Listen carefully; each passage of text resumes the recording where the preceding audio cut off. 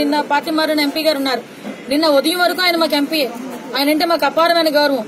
వ్యక్తిగతంగా అభిమానాలు ఉన్నా పక్కన పెడితే ప్రతిపక్షం ఈ రోజు ఆయన కంపల్సరీగా ఈ రోజు ప్రతిపక్షంలో ఉన్నారు. మేము ఇటు పరిస్థితుల్లో సపోర్ట్ చేయం. సపోర్ట్ చేసే పరిస్థితి కూడా కల్పించుకోలేదు. ఎందుకంటే నాకు చాలా బాధ అనిపించింది. నిన్న ఆయన ప్రెస్ మీట్ వింటా ఉంటే చాలా బాధ అనిపించింది. ఎందుకంటే ఈ రోజు మేమందరం కలిసి ఒక ఎంపీగా ఆయన ఒక ఎమ్మెల్యేలుగా మేము వచ్చిన తర్వాత కాపులకి అన్యాయం తెలుగుదేశం పార్టీలో జరిగిందంటే నిజంగా చాలా దురదృష్టకరం ఆ మాట. ఎందుకంటే ఒక వారం రోజుల క్రితం పాలాభిషేకం చేశారు చంద్రబాబు నాయుడు గారు. అసెంబ్లీలో 5% రిజర్వేషన్ ఎక్స్ట్రా రిజర్వేషన్ ఇచ్చారు. ఇంతకు మించి ఇతను ఎవరో ఏమి చేయలేరని. జగన్మోహన్ రెడ్డి ఇలాంటోడు అలాంటోడు దొంగ అని చెప్పి మాట్లాడిన వ్యక్తి ఈ రోజు ఆల్ ఆఫ్ సడన్ వెళ్లి జగన్మోహన్ రెడ్డి ఎందుకు మంచోళ్ళు అయిపోయారో తెలియదు. All of sudden Chandrababu Naidu గారు ఎందుకు చెడ్డోళ్ళు అయిపోయారో తెలియదు.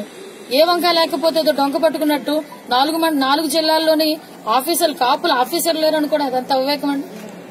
ఒక విద్యావేత్త దయచేసి ఏమంటారంటే మీ స్వార్థ రాజకీయాల గురించి మీరు వెళ్ళడం ఓకే వాట్ ఎవర్ ఇట్ అది పక్కన పెడితే ఎట్టి పరిస్థితుల్లోనే కూడా మనకి బతుకునిచ్చిన అధినాయకుడి గురించి మాట్లాడడం అనేది చాలా పొరపాటు. మీ రాజకీయ ప్రయోజనాలు ఏమంటే మీరు మీ రాజకీయాల ప్రకారం చేసుకోండి.